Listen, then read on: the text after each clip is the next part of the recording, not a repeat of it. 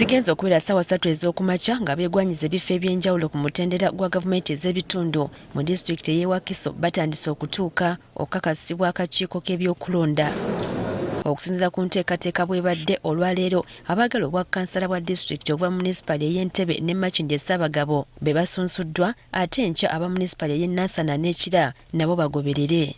Mubazzi olwaleero mwe mubadde yaweereddwa kkaadi ya NOP okuvuganya ku bwa ssentebe wa disitulikiti ey'e Wakiso Najja Nassif.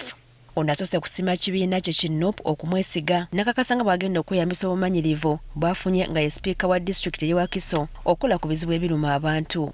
Bannawakiso ba mukisa nti omuntu abadde mu Wakiso ng'alaba entambula y'ebintu eri ate ng'asobola okutereezaamu mu ebyo ebitagenze bulungi oba ebyetaaga okyusa bwe bafunye. Ono asekeredde abamunyoma mutasobola kukola olw'emyaka. Ekisooka mbadde sipiika wa disitulikiti eno era gikulembedde nga sipiika okumala ebbanga okuva 2021 obusobozi obwo mbulaze obw'okulembera disitulikiti eno. Abamu ku bakansala abasunsuddwe bategeezezza nga ku mulundi guno bwe baze n'obumalirivu okukola naddala nga bakwata ku bizibu ebiruma abantu mu bitundu byabwe. Nze n'abawagizi bange tutambudde n'omulama nti twekwatiremu tusobole okwejja mu mbeera nga abaawaggulu balemereddwa okutuyamba naffe tujja kuba tweyamba. Bansuubiremu okuweereza ndowooza okukubisaamu nga bwe mbadde mpeereza ate kati mbasuubiza nti nja kubaawo nnyo. Nze nsinza kufa nnyo ku bakyala n'abaana abawala abavubuka tebalina mirimu.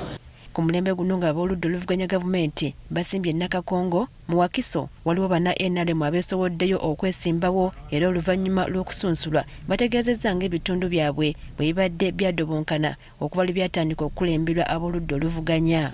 Ng'NRM okubuwangula ffe tuzze okulambika omukululo gwaffe kubanga ebyemabega tubadde tukola bulungi nnyo ng'ab'NRM be balimu. Ffe abali okumpi ne pulezidenti nakati ffe abantu abali okumpi ne pulezidenti ebintu byonna ajja bituwanga bituuka wa. Twogeddeko ne Tobert Musinguzi akulira akakiiko k'ebyokulonda mu disitulikiti ey'e Wakiso n'ategeeza nga okusunsula bwe kutambuddwa bulungi olunaku olusoose era bangi abatuukiriza obukwakkulizo bw'abaweereddwa. Abo bonna abajja kwewandiisa wano leero councillors they have paid 50,000 shillings the nomination fees for the councillors. Yes. Yes, bajja ne receipt nga basasudde.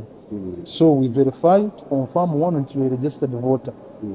2 nti booleese bano bonna we registered voters. Wabula basabye obutetandala kutandika kuba kakuyege olw'okubanga obudde tebunnaba kutuuka. So ate ekikulu nnyo bw'ova wano ne tukuwani tukitegeeza tugenda otandika kunoonya akalulu nedda kampeyini zonna zigenda kutandika ennaku 10 inoozemu. Ono ategeezezza nga bwe watali ssuubi lya kwongezaayo nnaku eri abo abatasobole kusunsulwa mu budde obwalambikiddwa newankubadde ebibiina bingi ebitannamaliriza kusunsula abo abagenda okubikwatira bbendera. Teri kwongerayo kubanga kati ffe kyetuliko we are on constitutional deadlines.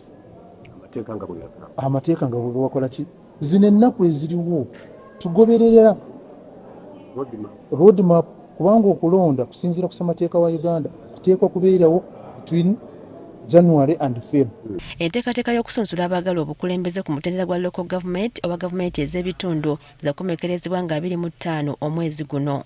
Priska Namulema agafeeyo ku Spark TV.